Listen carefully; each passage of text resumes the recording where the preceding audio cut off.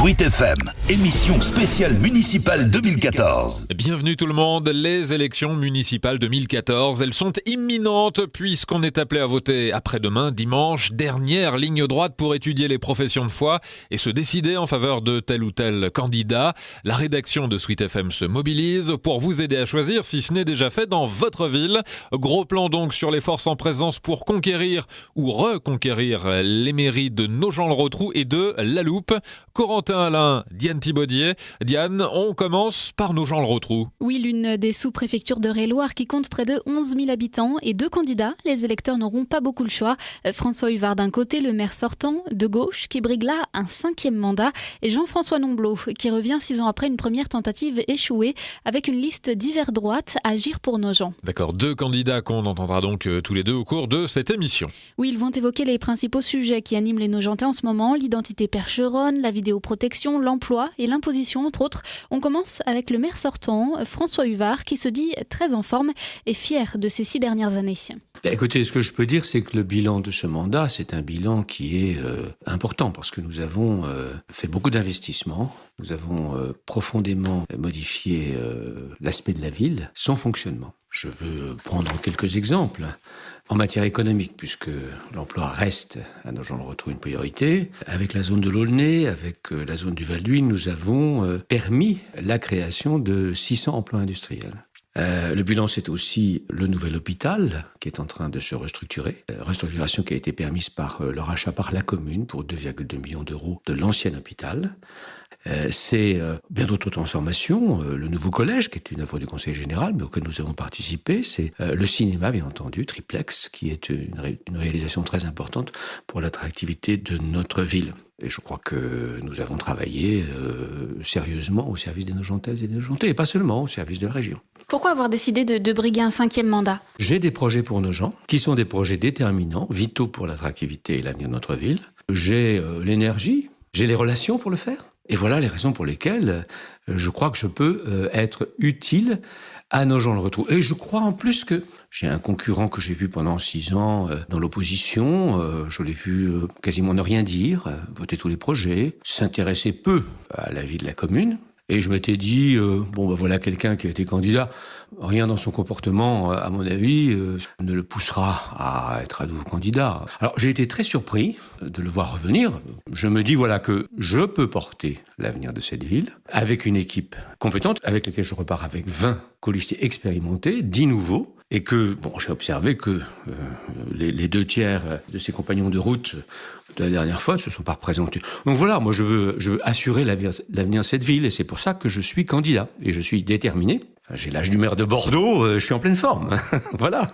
Alors si vous êtes élu, quelles seront vos priorités ? Est-ce que c'est dans la continuité de ce dernier mandat ? Alors, il y a des choses qui sont dans la continuité du mandat, des projets qui sont déjà engagés. Alors, je veux parler de la maison pluridisciplinaire de santé, par exemple, de la vidéoprotection dans Nogent-le-Rotrou. Il y a le projet de redynamisation du centre commercial des Gauchetières, la reconstruction de la maison de retraite La Charmille. Il y a donc beaucoup de projets qui sont déjà dans les tuyaux et que je sais pouvoir mener à bien. Et puis, il y a d'autres projets nouveaux sur 2 priorités, par exemple, qui sont l'économie et qui consistent à faire de Nogent un pôle d'attractivité à l'échelle régionale. Moi, ce que je veux, c'est désormais changer la gouvernance de l'économie à Nogent. Les 2 syndicats économiques que j'ai présidés ont permis cela.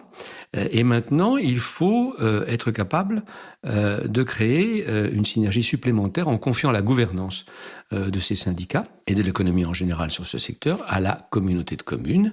Et enfin, je suis par ailleurs président de l'Agence nationale du tourisme de la France, Atout France. Et je veux faire du tourisme un outil de développement pour le Perche en général et pour Nogent en particulier. J'ai donc un projet privé que je souhaite promouvoir sur la base de loisirs de la Borde et développer là un vrai projet de complexe touristique.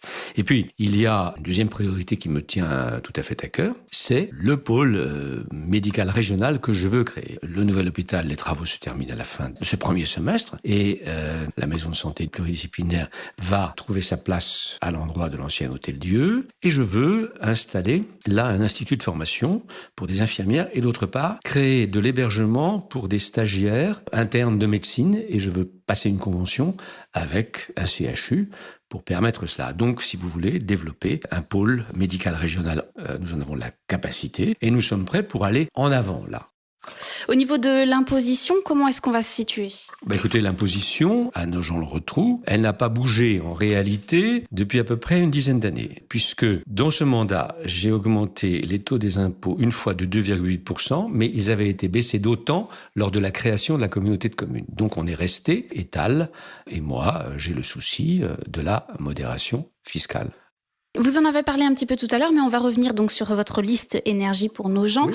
On va parler un petit peu de vos colistiers. Il y a des nouveaux et puis il y a des personnes qui étaient déjà avec vous. Oui, l'équipe qui repart là, elle repart avec à peu près 20 colistiers qui étaient déjà là. Ça prouve une chose, ça prouve que l'équipe est solidaire, c'est soudée et a envie de repartir. Le gros de l'équipe a envie de repartir. Et puis il y a des nouveaux parce que c'est nécessaire, parce qu'il faut un sang neuf, parce qu'il faut aussi une vision différente. Et c'est cette synergie-là que je veux. Une dernière question, il y a certaines personnes qui disent que le 5e mandat, est-ce que c'est le mandat de trop ? Qu'est-ce que vous répondez à ça ? Non, je réponds ce n'est pas le mandat de trop. Quand on a l'énergie, la volonté et l'enthousiasme, il n'y a pas de mandat de trop. Regardez, j'ai fait un 4e mandat. On me disait à l'époque, ce sera le mandat de trop. Eh bien, je dis, ce 4e mandat, il n'a pas été le mandat de trop, il a été le mandat nécessaire pour compléter les équipements qui permettent à Nogent-le-Rotrou de rester dans la compétition des villes moyennes régionales. Enfin, je ne crois pas vous donner l'impression que je manque d'énergie ni d'imagination, et je vois un peu partout un certain nombre de responsables qui ont mon âge et qui ont des responsabilités infiniment plus importantes. Donc je crois au contraire que ce mandat, ce sera le mandat qui marquera encore une fois, le développement et la marche en avant de Nogent-le-Rotrou. Je n'ai aucun doute sur ma capacité à le mener à bien. Je n'ai pas l'ombre d'un doute sur le fait que j'ai réuni dans ma liste les savoir-faire pour y parvenir. Et je saurai communiquer cet enthousiasme et cette flamme qui m'habite et qui est intacte. François Huvard, donc, qui brigue dimanche un 5e mandat à Nogent-le-Rotrou. Et puis, face à lui, Jean-François Nomblot. Oui, on vous le disait, c'est la 2e fois qu'il tente le coup face à François Huvard. Jean-François Nomblot, avec sa liste d'hiver droite, Agir pour Nogent, qui souhaite avant tout développer sa commune et y attirer de nouvelles entreprises. En 2008, les Nogentais m'ont fait confiance. Il me manquait qu'une centaine de voix pour l'emporter. Donc je considère qu'aujourd'hui, je ne veux pas les abandonner. Je continue ce combat politique. Et c'est pour cette raison que je me présente aux élections municipales. Vous revenez avec quelles idées ? Mes idées sont les mêmes. Je crois qu'aujourd'hui, malgré la crise, il faut croire en la volonté politique. Et il me paraît essentiel aujourd'hui, l'État se désengageant de plus en plus envers les communes, de trouver des ressources par le développement économique, commercial, et donc aller chercher des entreprises pour qu'elles s'installent sur Nogent-le-Rotrou. C'est votre priorité, ça ? Ah oui, ce sera ma priorité, oui. Il y a beaucoup de maires qui aujourd'hui se battent et je fais de cela pour permettre que leur territoire se développe à travers la commune, la communauté de communes, pour que les gens reviennent dans les villes de moyenne importance, de façon à développer cette activité économique qui est la source de toutes les ressources, quoi. Parce que qui dit activité économique dit de nouveaux salariés qui arrivent dans une ville, de nouveaux cadres, donc amène une recette fiscale, amène une activité commerciale. Enfin, c'est à mon avis essentiel. Ce développement de la commune, c'est quelque chose auquel le maire actuel ne s'attache pas assez ? Dans son discours, il a toujours dit que c'était une de ses priorités. Je vois, moi, que depuis cette mandature, à part l'entreprise Marie-Laure qui s'est installée, je n'ai pas vu d'autres entreprises. Et puis, je n'ai pas vu de la part de M. Huvard une véritable volonté quotidienne de s'attacher à trouver des entreprises pour aller dans le Perche. Alors par contre, une des idées de M. Huvard, c'est cette installation de caméras de vidéosurveillance. Qu'est-ce que vous en pensez, vous ? Que ça me fait sourire, quoi, parce que je sais qu'il y a quelques années, une réunion avait été faite à la gendarmerie avec des commerçants nogentais, et un des commerçants nogentais avait proposé la vidéosurveillance, et le maire avait dit hors de question, ça coûte trop cher. C'est une bonne chose, mais il faudrait-il encore déterminer une politique de sécurité. Il y avait des agents de police municipaux, ils sont moins nombreux aujourd'hui, donc ça commence aussi par là. Une présence quotidienne en ville pour intervenir lorsqu'il y a des actes qui sont répréhensibles. Est-ce que selon vous, il y a le budget pour cette vidéosurveillance ? Mais d'après ce que nous dit le maire, c'est pas une dépense considérable. C'est pour ça que je m'étonne qu'aujourd'hui, alors que ça avait été refusé il y a quelque temps, aujourd'hui on est d'accord pour faire cette dépense. Quelles sont vos autres idées ? Vous parlez du développement de la commune, mais est-ce que vous avez d'autres idées à mettre en avant ? Ce qui m'intéresse beaucoup, c'est le bien vivre à Nogent-le-Rotrou. Je pense que le centre-ville doit être aménagé. C'est important. L'image de la ville, on a eu une réunion avec des urbanismes qui disaient qu'aujourd'hui ils se rendaient compte que l'image de la ville, lorsqu'on arrivait dans une ville, était très importante. Et je crois que c'est vrai. Donc c'est une image qu'il faudra améliorer. Et puis surtout être à l'écoute des Nogentais. Parce que vous avez vu que j'ai distribué un sondage et c'est une démarche de ma part voulue, de façon à ce que ce programme qu'on va mettre en place soit fait avec les Nogentais. Justement, vous avez eu des retours de ces questionnaires ? Ah oui, c'est assez surprenant d'ailleurs. Vraiment, les gens sont demandeurs de participer à ce débat politique. C'est un débat municipal. Donc, c'est pas un débat entre gauche et droite, c'est un débat municipal. Quel est le projet pour la ville ? Quelles sont les orientations qui seront proposées par les candidats ? Et les Nogentais auront à choisir. Quelles sont les réponses justement de ces questionnaires pour le moment que vous avez pu voir ? Les gens sont très attachés à leur quotidien, en fait. Aux problèmes de quartier, à l'entretien de toilettes publiques, l'entretien de trottoirs.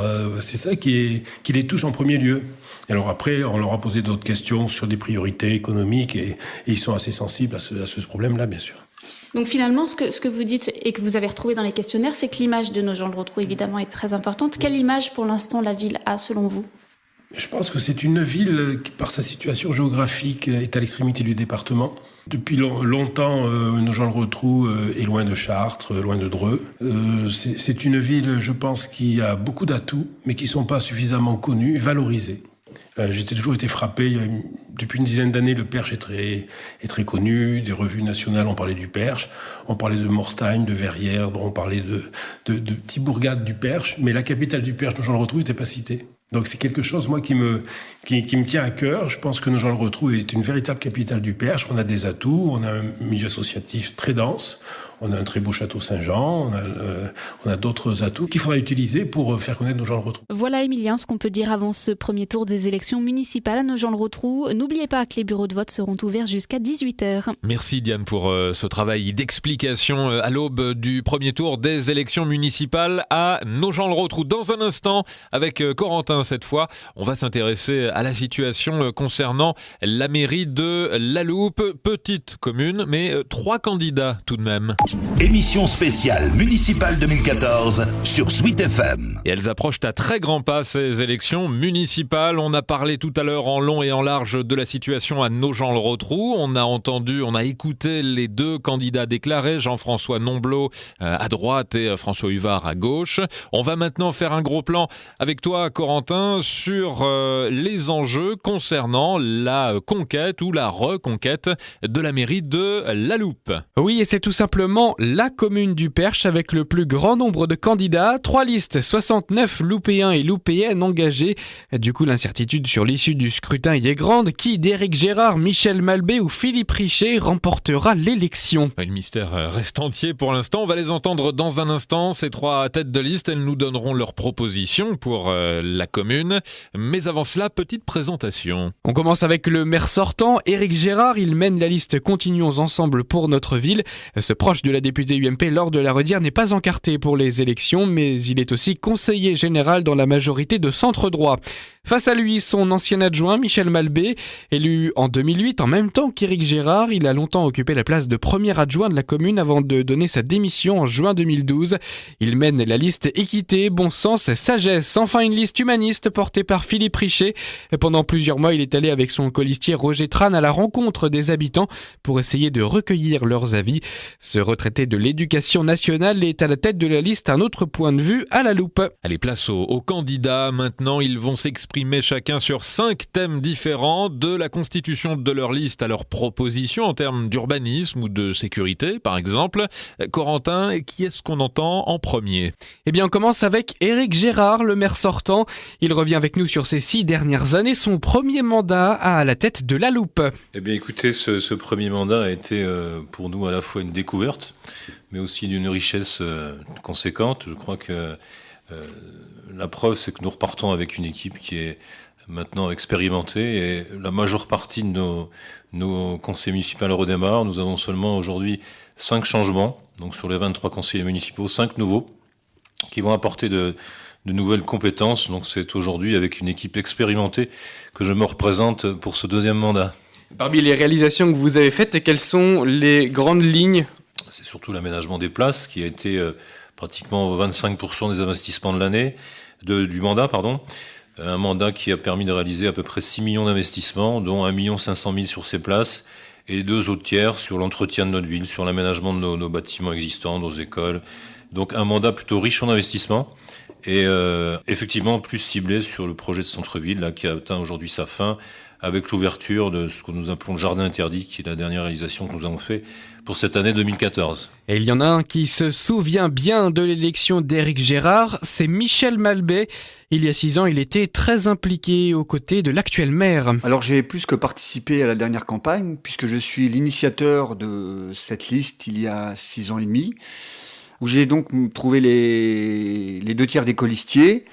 Et j'étais tête de liste pendant pratiquement toute la campagne. Et à 2 mois des élections environ, j'ai donc cédé ma place à Éric Gérard, pour le citer. Et moi, je suis devenu, par le fait, le premier adjoint de la commune. Alors c'est là que ça n'a pas du tout été, puisque je pense que je n'ai pas été considéré du tout comme un premier adjoint. J'étais plutôt un premier adjoint fantôme. J'étais sur le terrain en permanence pour être proche des commerçants, proche des associations, proche des Loupéens. Mais je n'ai jamais été considéré comme un premier adjoint. Et vu le travail que j'avais fait en amont et vu l'amour que j'ai pour ma commune, j'étais très déçu, je me sentais humilié et j'ai claqué la porte de la mairie et j'ai démissionné. Voilà. Et le pire, c'est que personne n'est venu me rechercher. On est venu me revoir que 5 mois après ma démission. Ça a été très dur à vivre pour moi, qui était l'initiateur de ce projet. La démarche de Philippe Richet est-elle assez différente ? Il souhaite porter les valeurs humanistes au premier plan. Alors notre liste, nous l'avons appelée « Un autre point de vue à la loupe » parce qu'on pouvait décliner ce slogan sur tous les thèmes intéressants. Un autre point de vue à la loupe sur la sécurité, sur le logement, sur le social, etc. Nous, ce que nous avons voulu faire, ce n'est pas mener une action contre une équipe existante. On a vraiment voulu partir de toutes nos réunions avec la population, entre nous, pour construire quelque chose de neuf, quelque chose de nouveau. Et nous allons essayer de le faire à travers ce qu'on désigne communément la démocratie participative. Nous, ce qu'on veut mettre en avant, c'est une liste humaniste. Voilà. Nous plaçons le Loupéen, la Loupéenne. Bien sûr, maintenant, on met toujours masculin, féminin, mais tout le monde, y compris ceux qui ne vont pas voter pour nous, y compris ceux qui ne sont pas inscrits sur les listes électorales, y compris les jeunes de 0 à 18 ans qui ne sont pas électeurs. Voilà, nous, on veut penser à toute cette population. Voilà, on les met au centre de nos pensées. Allez, on passe maintenant au projet porté par les candidats. On va aborder différents thèmes. On commence avec l'urbanisme. On écoute Michel Malbé. Alors, en urbanisme, ce qu'il y a d'urgent, il y a beaucoup de choses d'urgent, on ne pourra pas tout faire, on n'en aura certainement pas le budget, mais c'est redonner du stationnement en centre-ville aux commerçants. Alors le centre-centre, faut pas y toucher, mais tout ce qui est parking pour le commerçant devient vraiment une urgence. On sent vraiment un gros malaise dans le commerce local. Ça, c'est une chose. Au niveau de la gare, il y a aussi une urgence. Il faut absolument pousser les élus qui s'occupent de cette compétence à réaménager le parking de la gare en urgence pour déjà désencombrer le centre-ville et pourquoi pas aller travailler hors de la loupe. Aujourd'hui, il y a un réel malaise à ce niveau-là. Et il y a plein de petits travaux autour de la place Pasteur. Devant l'église, on pourrait trouver 4-5 places de stationnement minutes. Donc la place Pasteur, je viens de la citer, elle mérite une sécurisation, elle est mal éclairée, elle est mal définie en fait, et pourrait apporter un petit peu d'oxygène au commerce local et aux habitants de la loupe. Des travaux, Philippe Richet en prévoit aussi pour la commune, mais il ne mènera rien d'important sans consulter la population. Et ça, c'est sa promesse. Notre système de participation, c'est que nous ne lancerons jamais de grands travaux sans consulter la population. Bien évidemment, pour les petits travaux d'entretien, on ne va pas consulter toute la population pour réparer le portail de l'école parce qu'il est branlant, le cas échéant. Mais par exemple, la gare. Notre ami Roger Tran nous a alerté très tôt sur la pertinence que nous devions apporter à observer les migrations de population de la grande région parisienne. Et comme on a la chance, nous, d'être sur l'axe ferroviaire Paris-Le Mans, et qu'on sait que déjà le prix de l'immobilier devient très, très important dans la région chartraine, nous savons que la ville de La Loupe a un rôle important à jouer. Donc on ne va pas manquer le développement du pôle gare. Nous sommes persuadés que ce sera porteur d'emplois dans l'avenir et puis porteur de solutions nouvelles auprès de la population. Mais toujours en consultant la population. Éric Gérard a, lui, déjà défini son prochain défi, celui du prochain mandat. L'enjeu majeur de notre ville et de notre territoire, ça va être le logement. Effectivement, à La Loupe, nous avons je parlais d'un stock de logements sociaux aidés, qui soient publics et privés, très important. 425 logements sociaux publics. Un bon nombre aussi de logements à faible prix aussi, je dirais, aidés, mais privés. Ce qui représente à peu près 50% des boîtes aux lettres. Donc ce qui veut dire à La Loupe, nous avons 50% de logements en location et surtout à bas prix. Et je pense qu'aujourd'hui, nous avons un réel problème sur le remplissage de ces logements et surtout sur la qualité. Donc je crois qu'il faut absolument... L'enjeu majeur de notre mandat sera surtout d'améliorer la qualité de ces logements et surtout trouver des solutions avec les propriétaires, que ce soit publics, nos offices d'HLM, et aussi nos propriétaires privés pour essayer d'améliorer la qualité surtout de ces logements. Autre enjeu, toujours avec Éric Gérard, c'est l'accès à Internet haut débit. Oui, je crois que le haut débit, c'est essentiel. Nous sommes au carrefour d'une révolution numérique. Nous avons déjà une première phase de travaux qui sera réalisée en 2014, qui va nous permettre d'avoir une fibre optique accessible aux entreprises sur La Loupe. Je crois que c'est essentiel pour les collectivités, pour un avenir proche, de pouvoir créer des écosystèmes numériques dynamiques afin d'éviter la fracture numérique et renforcer notre activité, notamment en créant des télécentres, ce que nous souhaitons faire dans le projet de notre pôle tertiaire de l'ancien collège. Le numérique peut également améliorer l'efficacité de nos systèmes de soins et de gestion de la dépendance. Je crois que la télémédecine sera très prochainement une réponse aux défis auxquels est confrontée aujourd'hui notre offre de soins, que ce soit le problème de désertification médicale ou de transfert de données. Un autre point essentiel, je pense que ça entraînera aussi une grande différence et une révolution, c'est au niveau de l'enseignement. C'est pour ça que nous avons, depuis 2 ans, équipé nos écoles de tableaux interactifs. Donc l'avenir du numérique, c'est à la fois l'enseignement, l'attractivité des entreprises et la télémédecine. Et un des points qui compte pour Philippe Richet, c'est la sauvegarde du tissu associatif de la commune. Le monde associatif, nous, ce que nous voudrions, c'est leur montrer l'intérêt que nous portons à leur activité. Moi-même, j'ai été président d'une association sportive et je sais très bien que j'ai été touché à chaque fois qu'un élu prenait un petit peu de son temps pour venir rencontrer les enfants courir autour du stade ou jouer au ballon. Et ce sont de petites choses, ça, mais qui montrent notre attention auprès des associations. Nous savons aussi que l'adjoint qui sera chargé des associations s'engagera à être présent aux assemblées générales. Ce sont de petites choses, mais qui touchent énormément les gens. Et par le biais de cette écoute, nous sommes assurés, en retour, que lorsque nous demanderons aux associations, dans le cadre des projets éducatifs, dire voilà, maintenant nous on a besoin d'aide, voilà, c'est un échange, une réciprocité. Si nous demandons de l'aide pour venir encadrer les enfants pour telle ou telle activité, et que nous sommes présents pour l'association, il n'y aura aucun souci. Toujours dans le milieu associatif et plus précisément avec le sport, un thème particulièrement cher à Michel Malbet. Alors pour moi qui suis un sportif, le sport c'est l'école de la vie. C'est aussi un bon moyen de faire connaître notre ville par le biais du sport. Ça occupe les jeunes, ça occupe les moins jeunes. Pour le sport, je voudrais aussi organiser des conférences à thème pour rassembler tout le monde, genre la diététique, comment optimiser ses performances, pour justement ressouder tous les gens de La Loupe et du canton qui font du sport et trouver des nouvelles idées aussi qui viendront de ces sportifs pour dynamiser notre ville. Tous les week-ends, il y a un événement sportif à La Loupe. Il faut que les gens le sachent et on ne le fait pas suffisamment savoir. Sans ça, niveau structure, il y a ce qu'il faut à La Loupe. On pourrait réaménager en face les vestiaires du stade, le petit terrain de basket qui a été un petit peu oublié pour que les jeunes puissent s'y amuser un petit peu plus et de là, aimer le sport. Allez, on change de sujet et on passe maintenant à 2 gros enjeux de ces élections. On commence avec la sécurité. Il y a plusieurs années maintenant que la vidéosurveillance a été mise en place dans la commune, mais que comptent faire les candidats de ce dispositif ? Philippe Richet, tête de liste d'un autre point de vue à la loupe. La vidéosurveillance, c'est sûr que ça a un effet dissuasif à l'endroit où se trouvent les caméras et que les délinquants potentiels vont repérer bien plus vite que le commun des loupéens l'endroit où se trouvent les caméras. Donc on ne va pas défaire ce qui a été fait de ce côté-là. Mais nous, on a une autre politique. Notre politique, c'est d'avoir une police municipale de proximité. Actuellement, à la Loupe, il y a un seul policier municipal qui est bien entendu accaparé par de nombreuses tâches administratives. Nous voudrions une équipe de policiers municipaux à vélo. À vélo pour pouvoir sillonner discrètement la ville, pour pouvoir avoir un œil sur ce qui s'y passe.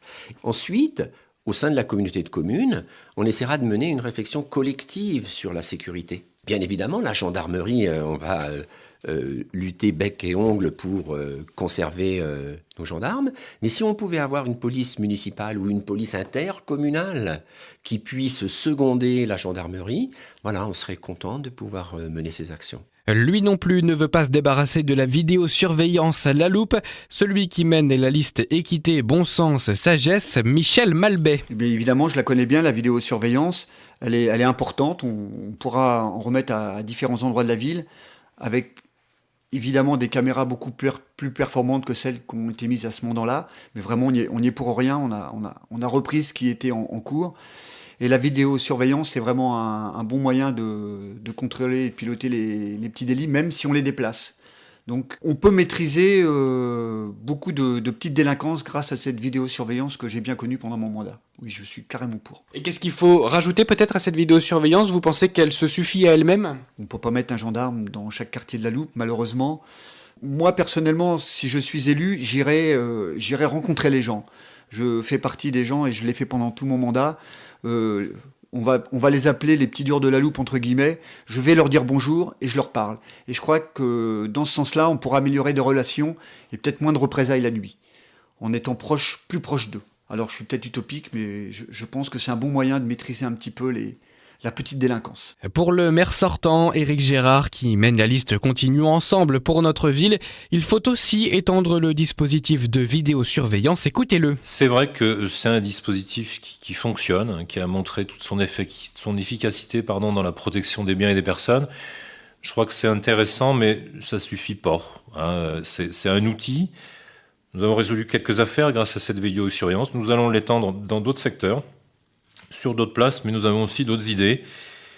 Je pense que c'est important aussi, c'est de faire la prévention, c'est-à-dire mettre en place des dispositifs de prévention, d'éducation civique dans nos écoles. Je crois que beaucoup de problèmes de petites délinquances sont liés à un manque de civisme, et je crois que nous avons notre rôle à jouer. Un autre point important sur la sécurité, c'est vraiment d'avoir une vigilance sur le redécoupage des cantons. C'est vrai qu'aujourd'hui, il faudra être vigilant et se mobiliser pour conserver notre brigade de gendarmerie, et surtout avoir des effectifs au complet, car c'est souvent ça le problème. Il y a un turnover et nous n'avons pas toujours des effectifs au complet. Donc c'est vrai, vidéosurveillance, prévention, mise en place de différents dispositifs et maintien de nos effectifs de gendarmerie, voilà notre projet pour la sécurité. Et voilà ce que l'on pouvait dire sur la sécurité et la vidéosurveillance. On passe au dernier thème. La Loupe, c'est aussi la première des 12 municipalités de la communauté de communes des Portes du Perche en termes d'habitants. Alors quelle place doit-elle adopter au sein de cet organisme ? On a d'abord posé la question à Philippe Richet. Je suis ravi que vous me posiez cette question parce que j'ai été élu municipal à Fontaine-Simon. Fontaine-Simon, c'est une petite commune qui flirte avec les 1000 habitants, mais pas encore 1000 habitants. J'ai vécu la création de la communauté de communes. Je me souviens à cette époque, dans les petites communes que je connaissais bien, il y avait une réticence vis-à-vis de la Loupe, la peur pour les petites communes d'être mangées par la grosse commune. Et alors, à mon avis, bien humblement, c'est un atout pour notre équipe que je sois nommé au sein de la communauté de communes parce que les élus me connaissent et ils savent les actions que j'avais dans les petites communes et ils savent très bien que mon intention, c'est pas de créer l'hégémonie de la Loupe et puis d'aller aspirer les finances des petites communes. Vous voyez, la communauté de communes, elle s'appelle la communauté de communes des Portes du Perche. Eh bien, nous, on voudrait que ce soit des portes grandes ouvertes à tout le monde, à tous les élus. Même interrogation sur la communauté de communes à Éric Gérard. Alors la communauté de communes, c'est vrai que on lui fait dire beaucoup de choses, mais c'est un étage aussi très important de notre territoire. Alors, deux choses. C'est vrai qu'aujourd'hui, les actions soutenues ou conduites par la communauté de communes rythment vraiment notre quotidien. C'est le secteur d'intervention sont importants. C'est soutenir l'emploi, attirer des entreprises, créer de nouveaux services, développer notre offre de soins avec notre maison pluridisciplinaire de santé. C'est vrai qu'aujourd'hui, les élus, les futurs élus et le futur maire de la Loupe devront jouer un rôle majeur dans la gestion et la dynamique de notre communauté de communes. Et puis, je dirais, deux points stratégiques importants, mais ça, c'était déjà l'objectif du dernier mandat. L'aménagement du territoire et le développement économique. Et c'est bien sûr d'attirer de nouvelles entreprises. Et puis, développer l'offre de soins, et notamment un objectif très, très important, c'est recruter des médecins généralistes. 2 médecins généralistes pour 2014 dans cette maison de santé. Et puis attirer de nouvelles entreprises. C'est vrai que c'est un des enjeux majeurs de l'avenir. Et puis sur la place de la Loupe au sein de cette communauté de communes, la vie de Michel Malbé cette fois. La Loupe a le même rôle que les autres petites communes. On est sur le même pied d'égalité. Il faut ramener une bonne ambiance justement pour éviter les heurts entre élus de la Comcom. Moi, je suis quelqu'un de très convivial et de très partageur. Et c'est comme ça qu'on ira très très loin dans la communauté de communes, j'en suis persuadé.